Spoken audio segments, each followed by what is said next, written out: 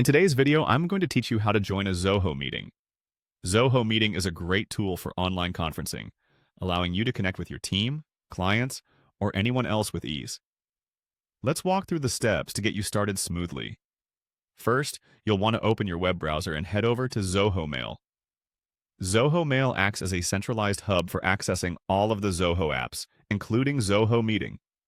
This is where you'll begin your journey to joining a meeting. Once you've logged into Zoho Mail, your next step is to find and click on the option labeled All Zoho Apps.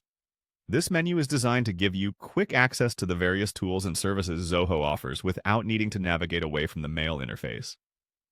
After clicking on All Zoho Apps, you should see a search bar where you can conveniently type in the word Meeting.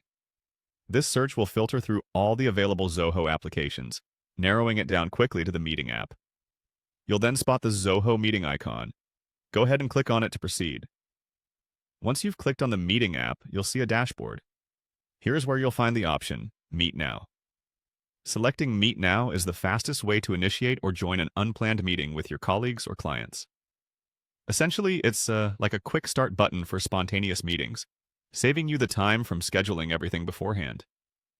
When you click on Meet Now, you'll be prompted to choose a type of conferencing.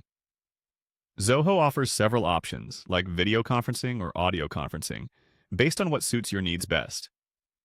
Select the option that aligns with your meeting's requirements.